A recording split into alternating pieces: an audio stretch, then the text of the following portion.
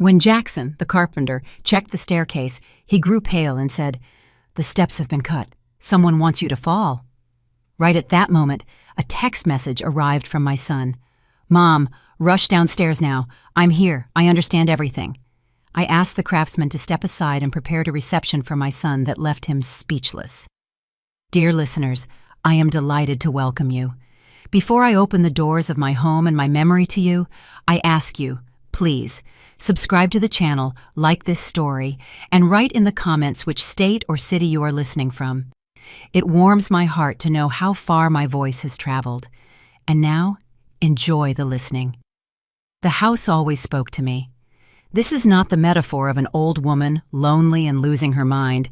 No, it is a fact that anyone who has spent even one night within the walls of a genuine, historic Philadelphia brownstone would agree with. The floorboards sigh, recalling the heavy steps of my ancestors. The window frames quietly moan in the wind, and the old oak that forms the frame holds the sense of a century. Beeswax, dried herbs, and the faint aroma of aged paper. My name is Ariadne Kimbrough, but everyone calls me Addie. I am 68 years old, and I am the keeper of this place, not the owner. No, we do not own history. We merely look after it temporarily. But my son, Kalen, never understood this. To Kalen, this house was simply a rotting pile of lumber. Every one of his visits turned into the same tired play. He would arrive, wrinkle his nose at the smell of dust, which I find noble, and start his monologue. "Mom, this is crazy," he would say, pacing the living room and trying not to touch the furniture as if it were contagious. "You're sitting on a gold mine, eating oatmeal made with water. This land is prime real estate in the heart of the city. Developers would snatch this lot up in a heartbeat. Sell it, buy yourself a decent condo with stainless steel and white walls, a place that doesn't smell like a crypt." I usually remain silent, sorting the index cards in my catalog. I worked in the National Archives for 20 years, and the habit of systematizing chaos helped me maintain my composure. But recently, a new quality had entered Kalen's voice, not just annoyance, but a kind of feverish haste. He started calling more often. His wife, Danica, a woman with icy eyes and perpetually pursed lips, also suddenly displayed a keen interest in my health. "Ariadne, are you having trouble going up to the second floor? Don't your knees ache? Do you ever feel dizzy?"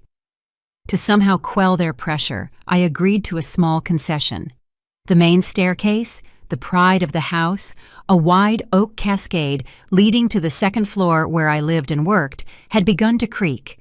A deep, drawn-out groan sounded every time I stepped on the third step from the top. "See?" Kalen had crowed last Tuesday. "It's all rotting. You're going to fall and break your bones. If you won't sell, at least let me hire a crew. They'll tear all this out and install a proper metal frame." "No metal," I cut him off then. "I will call Jackson." Jackson was the local carpenter, a master of that old-school caliber where conscience mattered more than a contract. He was a man of few words, smelling of fresh wood shavings and linseed oil. He knew this house almost as well as I did. And so, this morning, Jackson arrived. I left him at the foot of the stairs and went up to my study. I needed to finish cataloging the documents from 1912. The sun was soft on my writing desk. The house was quiet, with only the delicate tapping of tools drifting up from below. I felt calm. I believed I had the situation under control. The staircase would be fixed.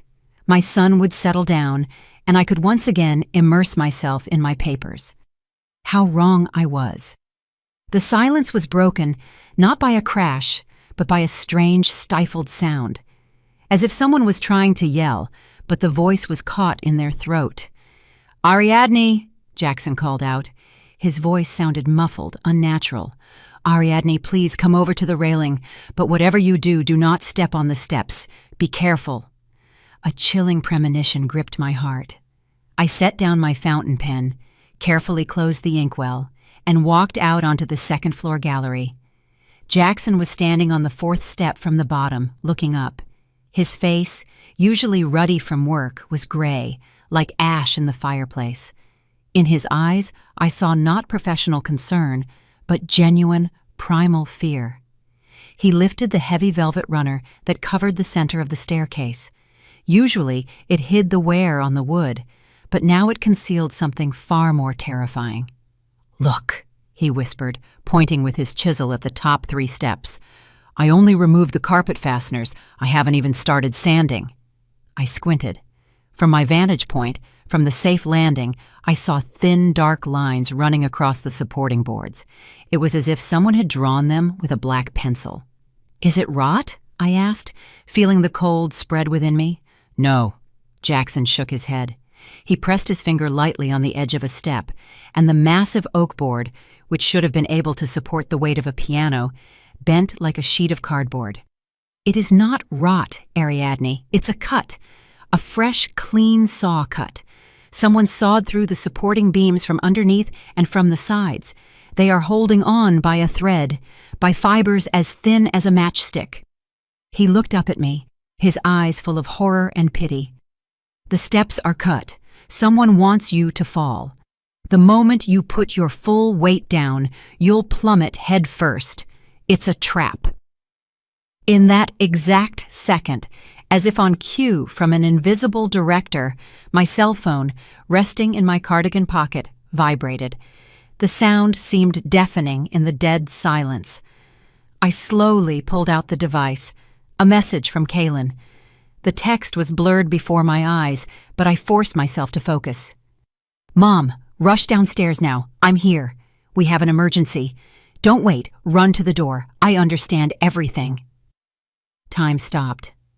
I looked at the screen, then at the mutilated steps, then back at the screen. The puzzle snapped together instantly, with a dry, merciless click. The creak I had complained about was just a pretext. My son's insistence, Danica's sudden concern, and this text message, "Rush downstairs." Rushing down, right onto the steps where the wood had been turned to dust, ready to give way beneath my feet. My son had not come to visit me. He had come to hear the crunch of my spine. My chest felt hollow, as if someone had scooped out all the love, all the tenderness, all the memories of rocking him in his crib and bandaging his scraped knees. Only a ringing, icy clarity remained. Tears did not come. It was too late for tears. Now I had to survive. I took a deep breath of the stifling air of betrayal and looked at the carpenter. He was waiting for my reaction, a fit of hysterics perhaps, or a fainting spell, but I straightened up. My voice, when I spoke, was as firm as the oak the house was built from before the worms got into it. "Jackson," I said quietly, "please remove the runner completely, roll it up, and place it in the corner. Let the cuts be visible." "But Ariadne, what are you going to do?" he stammered. "Do as I say," I commanded, feeling a steel spring, whose existence I myself had forgotten, awaken inside me. "Expose the trap, then take your tools and go into the library. Lock the door behind you and do not come out until I call you. Whatever you hear, do not come out." Jackson nodded, seeing something in my eyes that compelled his unquestioning obedience. I remained standing on the upper landing, listening to a car pull up to the house. The engine cut out. A car door slammed. My son was walking in to murder me. Well, I was ready to meet him. I backed away from the edge of the abyss. Gravity pulled downward, but the instinct for self-preservation, that ancient and infallible compass, pointed in another direction. I did not run to the window to call for help, nor did I lock myself in the study. Panic was a luxury I could not afford. Instead, I turned my back on the main staircase and walked down the hall toward the opposite wing of the house, where, hidden behind a massive oak linen cabinet, was a narrow door papered with the same wallpaper as the walls. The back entrance, the servants' stairs. Narrow, steep, smelling of dry plaster and old mouse traps. Kaylin had forgotten about it in childhood. For him it was too tight, too dark, unworthy of his attention. He always preferred grand entrances and loud appearances. Now his arrogance was my salvation. I opened the door. The hinges did not creak. I always kept them oiled. The archivist's habit of maintaining mechanisms in order. I stepped into the gloom. The steps here were simple, pine, worn down the middle by the hundreds of feet of the housekeepers and cooks who had lived here 100 years ago. I descended, holding on to the rough wall, counting every step. 1, 2, 3. With every step down, I left behind the Ariadne Kimbrough who had believed in the unconditional love between a mother and son. Down in the darkness, another woman was born, a cold, calculating woman who no longer had a son, but only an adversary. Reaching the first floor, I stepped out into a small pantry next to the kitchen. My hands were not trembling. On the contrary, my movements became frighteningly precise. I walked into the kitchen, filled the kettle with water, and placed it on the stove. The click of the gas burner sounded like a starter pistol shot. While the water was boiling, I took the best porcelain set from the shelf, the one with the thin gold rims, which we only brought out for Easter. 3 cups, 3 saucers, a sugar bowl. I arranged everything on a silver tray. Why 3? 1 for me, 1 for Kaylin, and 1 for the unseen witness, for death itself, whom he had invited into this house. But who would leave empty-handed today? I picked up the tray and walked into the hall. Here, downstairs, at the base of the mutilated staircase, stood my favorite high-backed wingback chair. I turned it so I was facing the steps, about 10 feet from the spot where my body should have been lying. I placed the tray on the small side table. I sat down, smoothed the folds of my skirt, placed my hands on the armrests, and waited. I heard the key scrape in the front door lock. Kaylin was in a hurry. He couldn't get it right on the first try. Nervous. Good. The door swung open with a bang, hitting the wall. A whirlwind burst into the hall. Kaylin flew in, breathing heavily, his phone clutched in his sweaty palm. He was wearing an expensive open coat, his scarf disheveled. His eyes. I will never forget his eyes in that moment. They were not looking for me alive. They darted down to the floor, to the spot where the carpet should have been crushed by a fall. He was looking for a broken doll. He was looking for the end of his problems. Instead, he saw emptiness. His gaze swept the floor, found nothing, and quickly flew upward toward the staircase. He saw it. He saw the bare boards, stripped of the saving carpet runner. He saw the white scars of the fresh saw cuts, gaping like open wounds on the body of the house. He saw that the trap was not merely empty, it was exposed.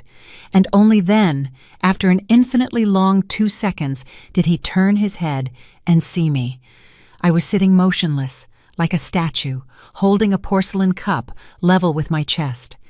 A thin stream of steam rose from the tea, dissolving into the cold air of the hall. Kaylin froze. He stopped in the absurd posture of a runner halted by a wall. His mouth opened, then closed, then opened again, but no sound escaped. The script he had rehearsed in his head, the screams, the call for an ambulance, the sorrowful face, crumbled to dust. He was not ready for this. He was not ready for the victim to be drinking tea. His face began to change. First bewilderment, then the primal terror of being discovered. And then, slowly, something even more pathetic emerged, an attempt to pull the mask back on. But the mask wouldn't fit. I took a small sip. The tea was hot, strong, with a hint of Earl Grey. The taste of life. "You're late for tea, Kaylin?" I said quietly. My voice did not tremble. It sounded soft, almost affectionate, but there was poison in the affection. "And you seem upset." He flinched as if from an electric shock. "Mom," he choked out hoarsely. I thought—" "You thought what?" I interrupted, looking him straight in the eye. "That I would choose the short path?" I nodded toward the cut steps. "Are you disappointed that I used the back stairs, son? Or are you upset that I'm not lying there?" I pointed my finger at the parquet floor in front of me. "With a broken neck." He turned so pale that he looked like a sheet of paper. His hands shook and he shoved them into his coat pockets. "Mom, what are you talking about?" His voice cracked into a falsetto. "What neck? I came to save you. I texted you." "To save me?" I slightly raised an eyebrow. "From what? Gravity? Or from the carpentry work that you most likely paid for yourself? He took a step back toward the door, as if wanting to escape. But there was nowhere to run. He had already entered the house. He had already walked into his own trap. This is a mistake, he muttered, licking his parched lips. I had a bad feeling. Intuition. I placed the cup on the saucer. The chime of the porcelain sounded like a death sentence. Intuition, I repeated, tasting the word. An amazing thing. It told you that the steps were cut today, precisely the minute you were at the doorstep. Kalen was silent. He looked at the staircase, at those monstrous cuts, and I could see the gears turning frantically in his brain, trying to concoct an excuse that didn't sound like a confession to attempted murder. Sit down, Kalen, I said, pointing to the chair across from me. The tea is getting cold, and we have a long conversation ahead of us about renovations and why you wanted me to rush down so quickly. He didn't move. He stood, pinned by my gaze, and I saw the hope for easy money die within him, replaced by fear of his own mother, fear of the one he considered weak, old, and useless. Now he saw before him not a victim, but a judge. Kalen did not sit. Instead, he burst into a nervous, barking laugh that echoed off the high ceilings of the hall. He tore his scarf from his neck, crumpling it in his hands, and began to pace the space between the door and the stairs, trying not to look at me or the mutilated steps. A judge! You're looking at me like a judge, Mom! He stopped abruptly and jabbed a finger toward the staircase. I saved your life! I saw those cracks a week ago. A week! I just forgot to say anything. I was wrapped up in business, you know how it is. But today, it hit me like a shock, I remembered, and that's why I texted you to rush. I was afraid you'd step on it right now. The lie was so crude, so ridiculous, patched together with the white thread of panic, that I almost felt shame for him. He had forgotten how to even lie properly. Cracks? I calmly repeated, not changing my posture. You saw cracks that looked like perfectly even saw cuts from a Japanese pull saw? Kalen waved his hand. His face flushed, sweat beading on his forehead. He launched into an attack, his favorite tactic. What difference does it make what they look like? He roared, and hysteria sliced through his voice. Look at this house. It's a coffin, a rotting old coffin. Everything is falling apart here. Stairs are collapsing, floors are caving in. Mom, you've lost your mind if you think anyone can live here. You almost died. He pulled out his phone and started furiously tapping the screen. I'm calling Danica. Enough. This circus is over. You're packing your things right now. We're going to a hotel, and then we'll decide what to do with this wreck. I'm not going anywhere, I said softly. You are going, he bellowed, pressing the phone to his ear. Hello, Danica? Yes, come here immediately. No, she's alive. I said she's alive, but everything is worse. The house is condemned, completely. He spoke loudly, deliberately, making sure I heard every word. He was building a new reality in which I was not a victim of attempted murder, but a deranged old woman living in dangerous ruins. Danica arrived 40 minutes later. She flew into the house, her heels clicking, smelling of heavy, sweet perfume that always gave me a headache. She wore an elegant gray coat and had an impeccable hairstyle. She did not look like a woman rushing to help her mother-in-law. She looked like a real estate agent coming to close a deal. Ariadne! She exclaimed, throwing up her hands and rushing toward me. Oh my God! Kalen said the stairs collapsed. Are you okay? She looked me up and down, and I noticed the same cold calculation in her eyes as in my son's. Disappointment, faintly discernible for a fraction of a second, but it was there. The stairs didn't collapse, Danica, I said, pulling away from her false embrace. They were cut. Cut? She theatrically widened her eyes and looked at Kalen. Honey, what is she talking about? Mom is in shock. Kalen quickly interjected, wiping his forehead with a handkerchief. She sees conspiracies everywhere. The wood rotted, Danica. It just rotted. I told you it's dangerous here. Danica instantly picked up the game. She knelt down in front of me, taking my hands in her own, cold, dry, and grasping. "Ariadne, listen to me," she spoke in the tone one uses with a spoiled child. "We can't risk this. Kaylin is right. You got lucky today, but tomorrow the ceiling might fall. You must leave for your own good." They stood over me, the two of them, son and daughter-in-law, two vultures circling prey that refused to die. They exchanged quick, triumphant glances. They thought they had won. Yes, the murder had failed, but they had gained a trump card, the condemned status. Now they had a reason to kick me out of the house by force of concern. "We'll take you straight to the Grand Hotel right now," Danica cooed. "And tomorrow, Kaylin will deal with the repairs." She paused, then continued. "But for that, dear Ariadne, we'll need you to sign a couple of papers. A temporary power of attorney so Kaylin can hire workers, order materials, and deal with inspectors without involving you.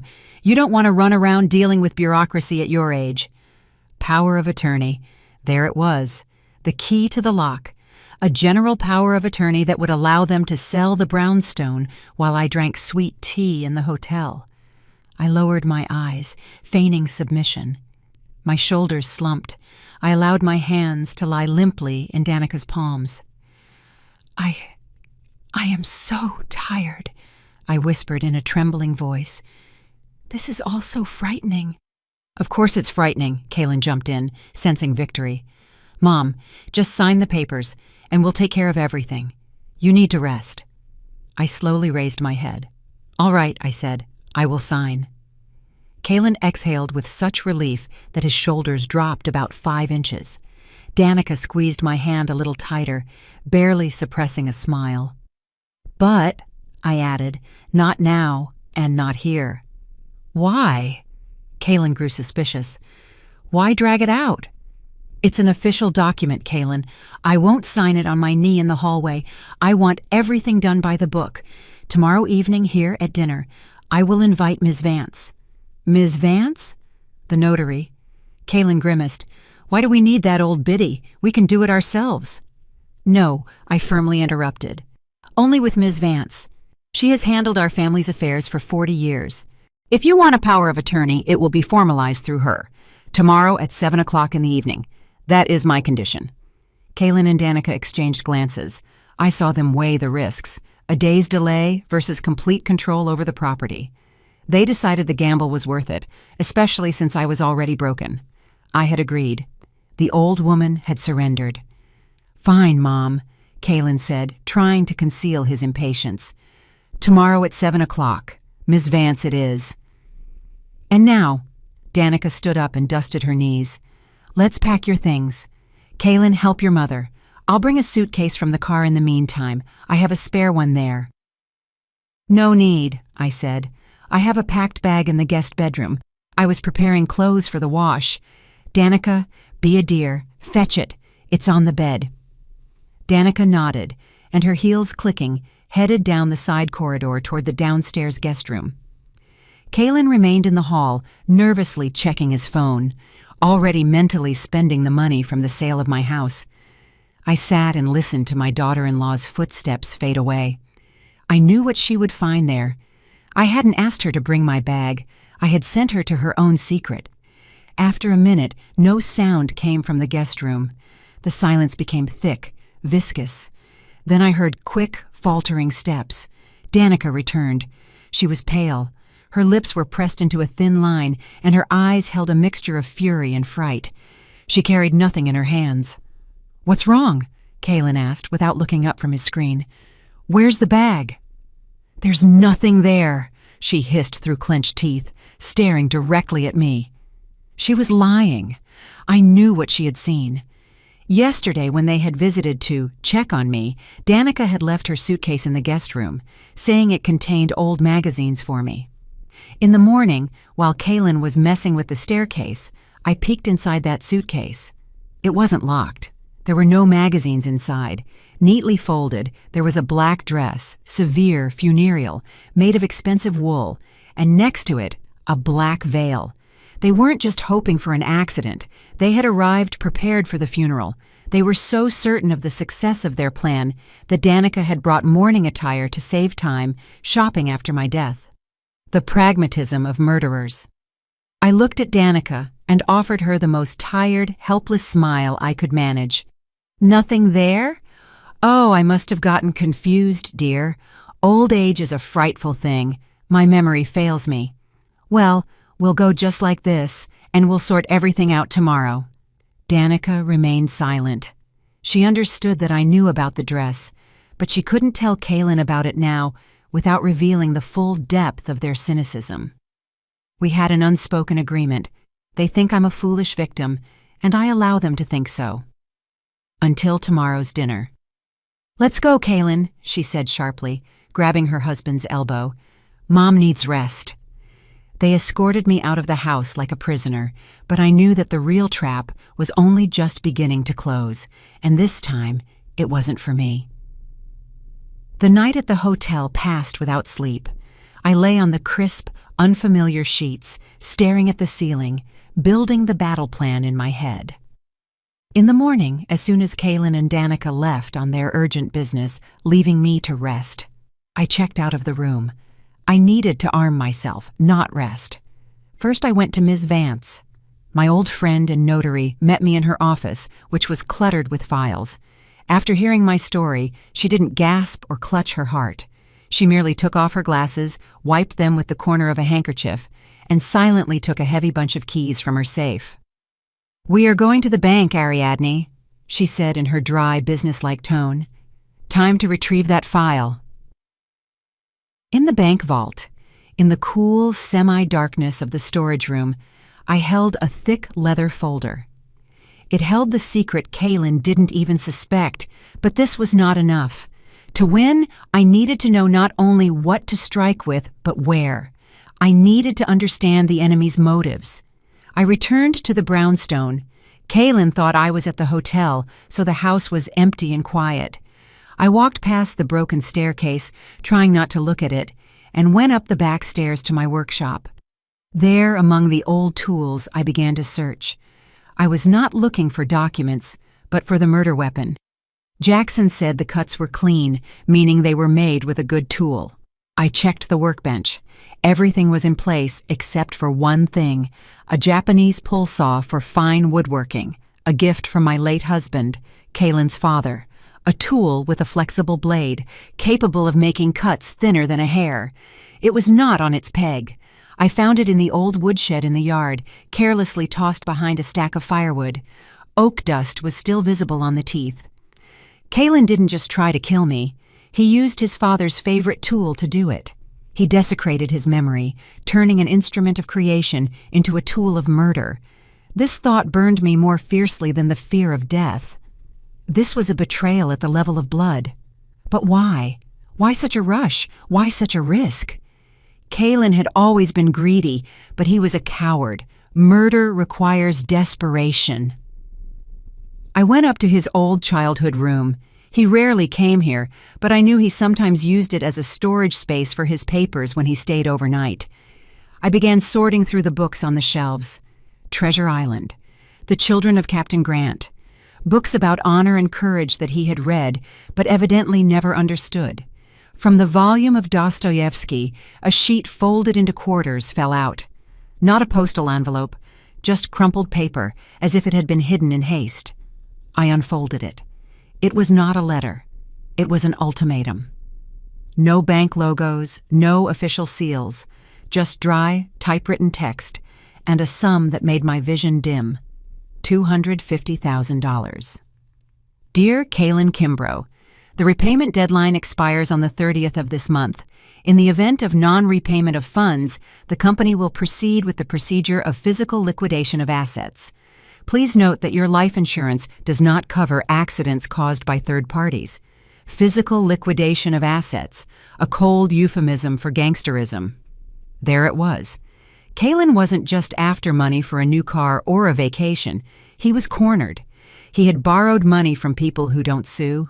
They break legs or skulls. $250,000. The house was his only asset, his life raft. He wasn't killing me out of hatred. He was killing me out of the primal fear for his own skin. He had decided to trade my life for his. I carefully folded the letter and put it in my pocket. Now I knew everything. The puzzle was complete. Only one detail remained. My phone rang. The number was unfamiliar, a landline. Ariadne Kimbrough? The voice on the line was female, tired, professionally polite. This is the admissions office for Serenity Haven Assisted Living. Assisted living? I asked, feeling that icy wave rise inside me again. Yes, we are calling to confirm the patient's arrival time. Your daughter-in-law, Danica, reserved an intensive care suite in your name 2 days ago. She said the transport would be this morning, right after... The woman on the other end hesitated, choosing her words. Right after discharge from the trauma unit. Is the ambulance still needed, or will you be arriving on your own? The world swayed. 2 days ago. They hadn't just hoped I would fall. They had planned it like a medical procedure. Danica reserved my spot in the recovery facility for severe fractures 48 hours before Kaylin sent the text message. They had scheduled my end by the minute. First, the fall, then the hospital, then the facility where I was supposed to quietly fade under the care of paid aides while they sold the house. Ariadne, are you still there? The voice on the phone grew anxious. I hear you, I answered. My own voice terrified me with its emptiness. Cancel the reservation. The patient will not be arriving. The patient has recovered. I hung up. Not the morgue, but a hospice. They didn't even want to kill me mercifully. They wanted to turn me into a vegetable, to dump me in the trash so I wouldn't interfere. I walked out of my son's childhood room. Clutched in my hand was the debt ultimatum. In my pocket were the keys to the house they had already sold in their dreams. This evening, they would come for my signature. They would come, confident in their impunity, driven by fear of gangsters and by greed. They thought they were cornering an old mouse, but they didn't know that the mouse had already turned into a dragon. I went downstairs into the dining room and began setting the table, a white tablecloth, silver flatware, crystal. Everything had to be impeccable. This would not just be dinner. This would be the memorial service for my son, because the Kaylin I loved was no more. There was only a debtor, a coward, and a failed murderer. And this evening, I would present him with the bill. 7 o'clock in the evening, the antique grandfather clock in the corner of the dining room chimed the beginning of the end. Every swing of the pendulum echoed in my chest with a dull, heavy thud, as if someone was hammering nails into the lid of an invisible coffin. The table was set flawlessly, a snow-white tablecloth, crystal shimmering in the light of the chandelier, and the scent of rich gumbo rising from the tureen. An idyllic scene of a family dinner, if one didn't know that an abyss had already opened beneath the table. Kaylin and Danica sat across from me. They were stretched tight as piano wires. Kaylin constantly adjusted his shirt cuffs. His gaze darted around the room, avoiding mine. Danica drummed her manicured fingers on the stem of her water glass. Her eyes gleamed predatorily, fixed now on me, now on the folder of documents that Ms. Vance, sitting to my right, had carelessly placed next to her plate. Well then, Kaylin started, without even touching his spoon. The soup will get cold, but business won't wait. Ms. Vance, did you bring the papers? Ms. Vance slowly adjusted her glasses and looked at him over the rims. The papers are here, Kaylin, she said. But why the hurry? Ariadne has prepared a wonderful dinner. Let's show the hostess some respect. Respect? Danica scoffed. We're here to help Ariadne get rid of her problems, not to slurp soup. The notary offices are closing. We need to register the power of attorney online tonight while the system is running. Sign it, Mom, and let's end this farce. I picked up my spoon and carefully scooped up the soup. A farce? I gently repeated. Is a family dinner a farce? Kaylin, son, you haven't told me about your business in so long. How is your import company? Is it thriving? Kaylin flinched as if I had pricked him with a needle. Fine, he muttered. Everything's great. We're growing. The market is tough, but we're handling it. Mom, sign the papers. Growing? I drew out the word thoughtfully. That's good? So there's profit? Dividends? Of course there are. He started to get angry. His voice rose. Mom, why the interrogation? I'm a successful businessman. I have everything under control. Are you going to sign or not? I put down my spoon and looked him straight in the eyes. In that moment, I saw not a successful businessman, but a cornered animal. Strange, I said, lowering my voice to a whisper.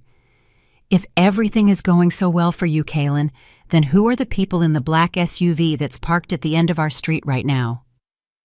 Kaylin froze. His fork clattered onto his plate. What people? He croaked. His face instantly turned an earthy shade. 2 of them, I continued, watching the horror spread across his features. Solid-looking guys sitting in the car, smoking, looking at our windows. I saw them when I closed the curtains. They're waiting for someone, son. Your business partners? The silence in the room became ringing. Danica stopped drumming her fingers and stared at her husband. She knew. By her widened eyes, I realized she knew about the debts. Kaylin shot up from his chair. He ran to the window, yanked the curtain aside, peering into the street's darkness. Damn it! Damn it! He gasped, staggering back from the window. They're here! They found me! He turned to me. The mask had completely fallen away. Now, before me was not a son, but a panicked debtor with a knife to his throat. Sign it! He yelled, slamming his fist on the table so hard the glasses jumped. Right now! You don't understand, you old fool. If you don't sign now, they'll take everything. They'll kill me, and they'll take the house for the debt. Kaylin! Danica shrieked, jumping up after him. Don't yell, just make her sign. We already have a buyer. Kaylin leaned over me, spitting saliva. I put the house on the market a week ago. The deposit is already in my account. I just need the signing authority. Sign it and we'll leave. We'll save ourselves. Otherwise, this house will go to the state for my debts anyway. He snatched the folder from Ms. Vance's side and threw it in front of me, opening it to the power of attorney page. The pen rolled across the tablecloth. Sign it now, or I won't answer for myself. I looked up at him, at his face contorted by fear, at his trembling hands. He was ready to hit me. He was ready to do anything to buy himself off from the men waiting outside. He had already sold this house, my house, the house of his ancestors, without even asking me. He had taken the deposit. He had spent money he didn't even have yet. I slowly picked up the folder. Kaylin froze, breathing heavily. Hope flared in his eyes. He thought he had broken me, but I did not pick up the pen. I closed the power of attorney folder and pushed it aside. Then I reached for my leather folder, which lay on the edge of the table, and opened it. Inside lay a single document, official paper, with a gold seal and watermarks. You can't sell this house, Kaylin, I said quietly, yet clearly. My voice sliced through the hysteria in the room like a scalpel. Not because I won't let you, and not because you're a bad son. I looked up at him. But because I don't own it, and neither do you. Kaylin blinked, not understanding. What? He breathed out. Did you sign it over to someone? A trust? A church? No, I shook my head. It's much simpler and much more terrible for you. 10 years ago, when the property taxes became unbearable and the maintenance of the estate required millions, I made a decision. This house is a federal landmark. I transferred ownership to a historical trust. I turned the document to face him. Read it, Kaylin. Certificate of Transfer of Property Rights to the National Cultural Heritage Fund. I am not the owner here. I am the lifetime curator. I live here as the keeper. This house belongs to the government. It cannot be sold. It cannot be mortgaged. It cannot be taken for debts. It is on the Department of the Interior's balance sheet. Danica gasped and slumped against the table, covering her mouth with her hand. Kaylin snatched the paper. His eyes darted over the lines, trying to find a trick, an error, a lie. But the seal was real. The signatures were real. This can't be, he whispered, and the paper fell from his weakened fingers. You all this time, you lied to us? I did not lie. I answered harshly. You never asked.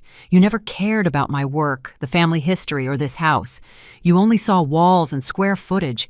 If you had only once cared about what your mother's life revolved around, you would have known. But you only saw money, and now there is no money. None. Kalen backed away. His gaze became frantic. But the deposit! I already spent the deposit. They'll kill me. They'll tear me apart. He looked at me with such hatred that I felt cold. You knew, and you stayed silent. You set me up. I set you up? I stood up. For the first time that evening, I towered over him. You cut the staircase, Kalen. You prepared a room for me in Serenity Haven. You tried to sell what doesn't belong to you. You dug this hole yourself. The truth was out. The house was a mirage. The inheritance was dust. Kalen stood amidst the ruins of his ambitions, and I watched the desperation in his eyes give way to something even darker. He realized he had nothing left to lose. You killed me! Kalen roared. His face twisted, the veins in his neck bulging, and he swept a crystal vase off the table. The shards scattered across the parquet floor with a piteous chime, but the sound was swallowed by his scream. You knew I had debts. You knew they would come, and you stayed silent. You sat here like a spider weaving your web while I drowned. Danica jumped up, her face erupting in red blotches. You deceived us, she shrieked, pointing her perfectly manicured finger at me. You old witch! We wasted our time on you. We brought you groceries. We endured your tantrums. And you're just a glorified caretaker. You're nobody in this house. You're empty. They shouted, interrupting each other, pouring out all the venom that had accumulated over the years. Their greed, faced with reality, had turned into pure, undiluted hatred. I owe $250,000. Kalen grabbed his hair, swaying from side to side. $250! The interest is compounding every hour. Those people in the car, they won't leave without the money or the title. What am I supposed to give them? This paper about cultural heritage? They'll shove it down my throat. He lunged toward me, grabbed my shoulders, and started shaking me like a rag doll. Do you have money? I know you do. You couldn't live on just a pension. Where is it? Where are the family jewels? Where is your grandmother's gold? Tell me, you have to buy me out. Are you a mother or what? I did not physically resist, but my gaze remained icy. Take your hands off me, Kalen, I said quietly. I won't. He squeezed his fingers tighter, causing pain. You're giving me everything right now. I won't die because of your principles. If the house is gone, there must be something else. You always hid things. I only hid the truth from you so you wouldn't feel inferior, I replied, looking him right between the eyes. But now it's too late. There is no money, Kalen. There is no gold. Everything of value went into restoring the roof 5 years ago. I invested everything in this house so it would stand, to preserve the memory. Memory? He pushed me away and my back hit the buffet. Who needs your memory? If I get killed, I would burn this shack down, you hear me? I would burn it to the ground if you hadn't fallen off the stairs. The words hung in the air, heavy and terrible. What did you say? I asked. Kalen, suffocating with rage, no longer controlled his tongue. He was losing it. Yes, I would have burned it. He laughed, crazed and terrifying. I had a plan B. If you didn't break your neck, I would have staged a short circuit, at night. Old wiring, wood frame house, no one would have blinked. Insurance. I thought there was insurance. I would have gotten the payout. But you even beat me here. No house, no insurance, nothing. He had confessed. In a fit of desperation, he had laid out everything. Not only the attempt on the staircase, but also his readiness to burn me alive in my own home for phantom millions. Insurance fraud, intentional arson, murder, the whole package. Danica froze, realizing what he had admitted. She tried to pull his sleeve. Kalen, shut up, she hissed, but it was too late. Mrs. Vance, who had been sitting motionless all this time, as if she were a piece of furniture, slowly rose from her chair. She adjusted her jacket and picked up her phone from the table. The screen had been dark the whole time, but as it turned out, not turned off. "That's enough," she said. Her voice, usually soft and dry, now sounded authoritative and sharp, like a judge's gavel. Kaylin and Danica turned to her. "What do you want, you old biddy?" Kaylin snarled. "Get out of here while you can." Ms. Vance looked at him with disgust, as one looks at a crushed cockroach. "I am not just a notary, Kaylin Kimbrough," she said clearly. "I am here as the official representative of the Historical Trust and the government guardian of a cultural heritage site. Any threat to the integrity of this building is a federal crime." She stepped forward, an unexpected threat in her posture. "And you have just confessed, in the presence of a witness, to preparing to commit arson on government property, to attempted insurance fraud, and, most importantly, to the attempted murder of Ariadne Kimbrough." Kaylin froze. The word witness was starting to sink in. He gave a nervous chuckle. "You? Who would believe you? Two senile old women against the word of a successful businessman. I'll say you provoked me, that you were trying to extort money." Ms. Vance raised the phone, showing him the screen. The active call icon was lit up. "This conversation is 42 minutes long," she said. "I am not the only one listening to this family dinner, Kaylin. The police dispatcher is on the line, and Captain Marcus Reed, who is investigating your firm's fraud case, is also listening. Speakerphone has been on since the beginning. Every word you said is recorded, every threat, every confession." Kaylin's face turned chalk white. He backed away, stumbled over a chair, and nearly fell. "No," he whispered. "This can't be. You set me up." "We defended ourselves," I said, straightening up. The pain in my back subsided, replaced by cold resolve. "You thought we were defenseless victims? You forgot, son, that I worked in document classification for the Department of Justice for 20 years before moving to the museum. I know how to gather evidence, and I know how to catch traitors." Danica shrieked and darted toward the dining room exit. "I had nothing to do with it," she screamed as she ran. "It's all him! His debts! I didn't know anything! I'm just his wife!" But in the doorway, she collided with someone massive and bounced back into the room. Kaylin glanced around wildly. The trap had sprung. He realized the men in the SUV I had mentioned were not gangsters. This was his real end, and he had signed his own death warrant by opening his mouth. "No!" he roared, losing the last vestiges of his humanity. His eyes were bloodshot. He realized he had nothing to lose, jail or debt. The outcome was the same. A final, insane thought flashed in his inflamed brain. Destroy the evidence. Destroy the witnesses. If there are no witnesses, there is no case.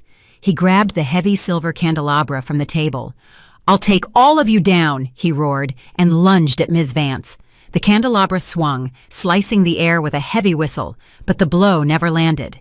The metal clanged, meeting not a skull, but something hard and iron. From the shadow cast by the buffet, a figure stepped out. One Kaylin had not noticed in his frenzy. Jackson, the carpenter, intercepted my son's arm mid-swing. Clutched in the craftsman's other hand was a massive pipe wrench, the kind he used to turn bolts on the heating pipes. But now it was a shield and a sword. "Not on my watch," Jackson growled. His usually kind face now resembled the granite-chiseled features of a saintly warrior. He twisted Kaylin's wrist with such force that the candelabra flew onto the floor with a crash.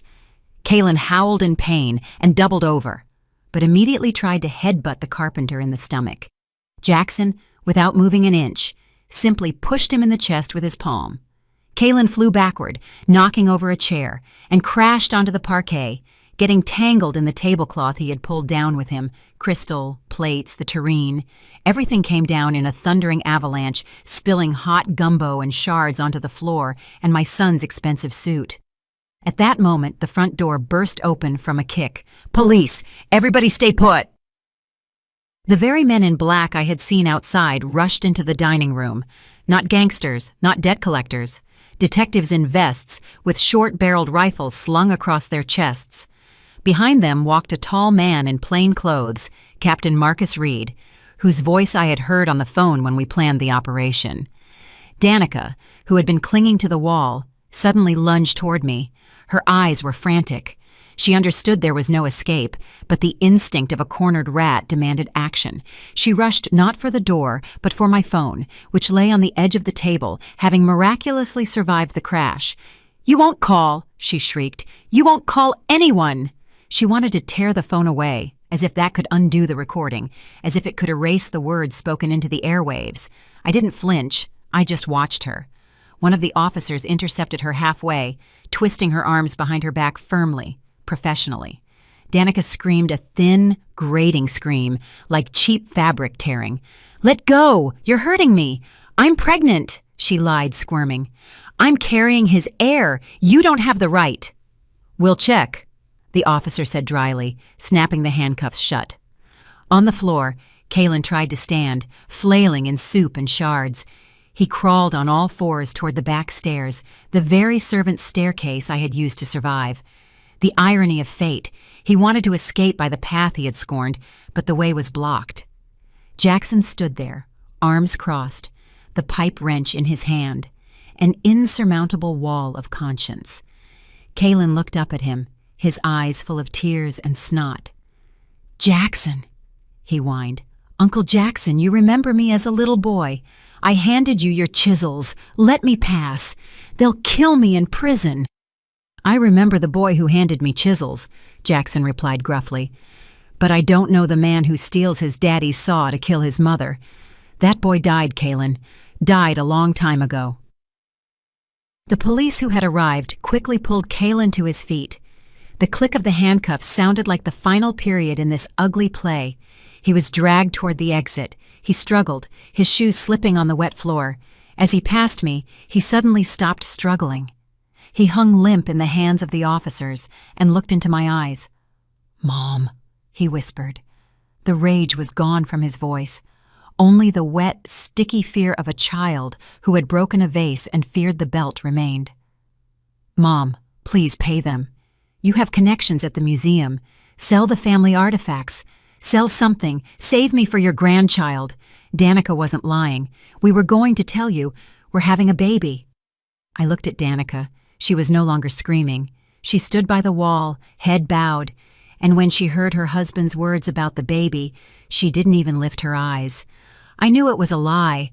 I had seen her medical chart in the trash can when I visited them a month ago. Infertility. They could not have children and did not want to adopt. This was the last, dirtiest card in their deck. A lie about an unborn life to save their own skin. My heart constricted. Not from pity, no, but from grief. Grief because my son was so rotten that even the sacred word grandchild was just a bargaining chip to him. I walked right up to him. The officer stopped, allowing me to speak my farewell. I reached out and adjusted the collar of his stained shirt. A motherly gesture, but my hands were cold. "I am a mother, Kalen," I said quietly, so only he could hear. "My job is to teach you to stand on your own 2 feet, to stand tall, to be a man. I tried. All my life I placed cushions when you fell. I paid for your mistakes. I hid the truth about how hard we worked for our bread." I paused, looking into his dilated pupils. "But I cannot hold you forever if you yourself are sawing off the branch you sit on. You chose your path, son. You decided that money was more important than blood. You decided that my life was the price of your comfort." "Mom, no," he sobbed. "Yes, Kalen, you cut your own steps. And now—" I stepped back, withdrawing my hand. "I will not catch you. Fall and pray that the bottom is solid enough for you to push off from." I nodded to Captain Reed. "Take him." Kalen was hauled away toward the exit. He let out a long, terrible wail, but the door slammed shut, cutting off the sound. Silence fell. In the dining room, only I, Ms. Vance, Jackson, and the ruined dinner remained. Miss Vance walked over to me and placed a hand on my shoulder. "Are you all right, Ariadne?" she asked. I looked at the empty doorway. Strangely, I felt no pain. I felt an incredible, ringing lightness, as if a huge stone I had been dragging for the last 20 years, fear for my son, shame for his behavior, attempts to justify his depravity, had suddenly vanished. I was free. "I'm fine, Bev," I replied. "Completely fine." I looked around the room. Crystal shards glittered in pools of gumbo, like diamonds in a swamp. An overturned chair, stains on the wallpaper. "It's a shame about the china," I sighed. "It was a wedding gift." Jackson grunted and picked up the candelabra from the floor. "China is replaceable, Ariadne," he said, examining the bent foot of the candlestick. "But the floors will need to be sanded again. Grease sets in." "It's nothing." I smiled at him, genuinely for the first time in days. "At least we cleaned out the rot. And the floors? We'll fix the floors. We have a lot of work to do now, Jackson. The staircase needs to be rebuilt. Only this time, for the ages. No rotten boards." "We'll do it," he nodded. "Made from the strongest oak." I walked to the window. Blue police lights flashed outside.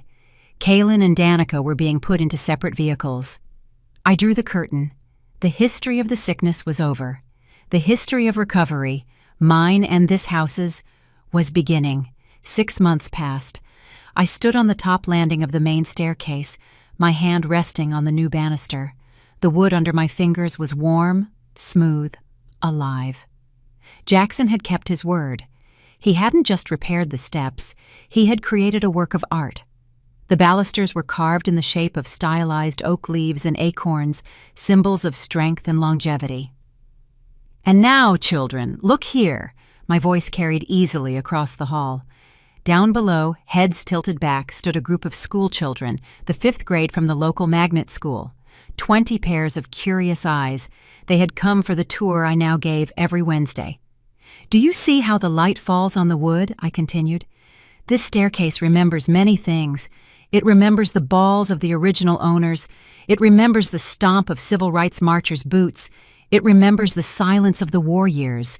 And just recently, it survived a betrayal." The teacher, a young woman in glasses, coughed nervously, but I did not stop. I did not hide the history. I made it part of the tour. 6 months ago, these steps were intended to be a trap, I said, descending. My steps were firm, no creaking, just the noble sound of wood.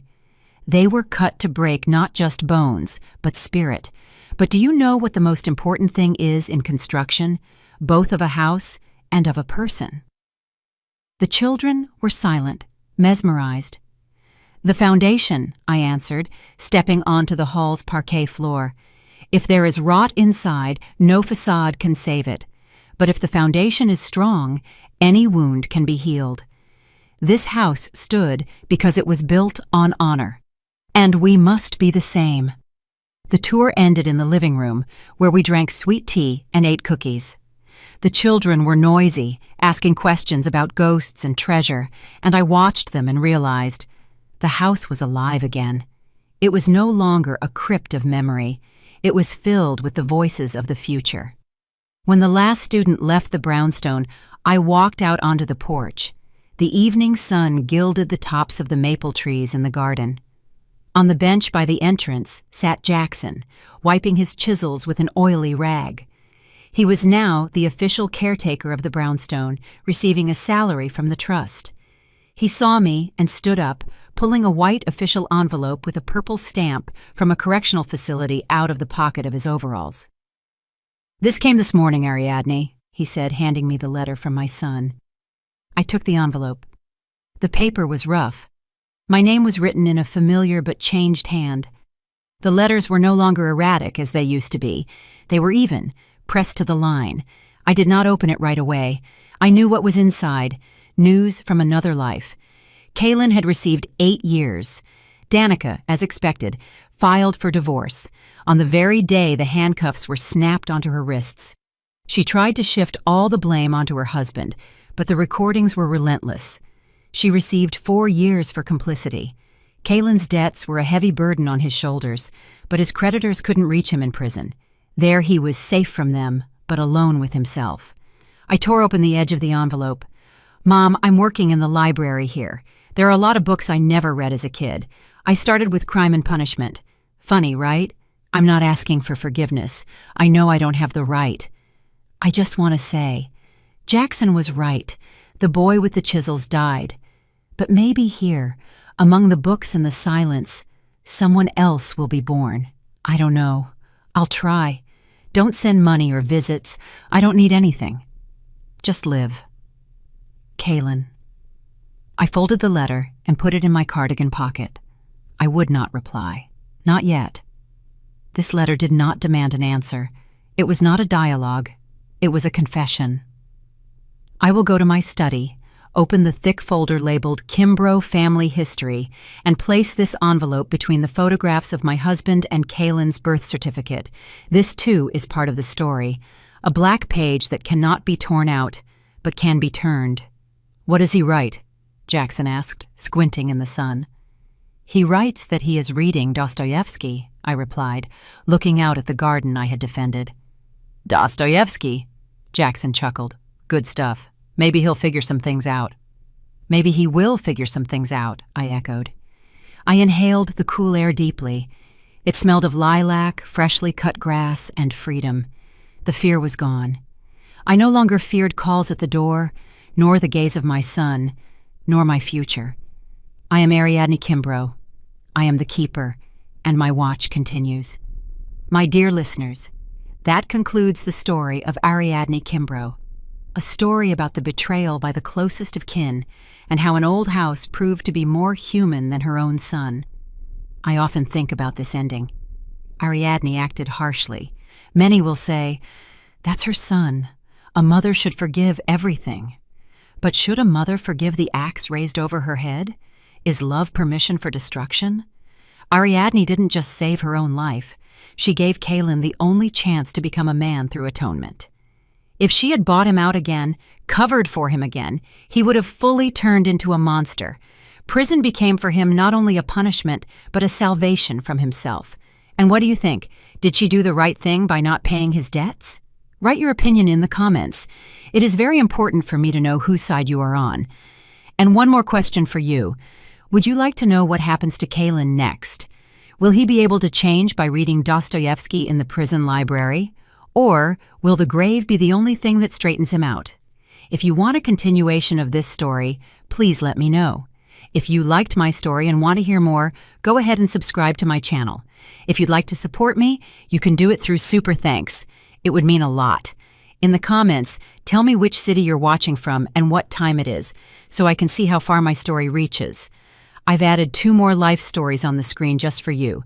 Click one now and let's keep spending time together. Much love. See you soon.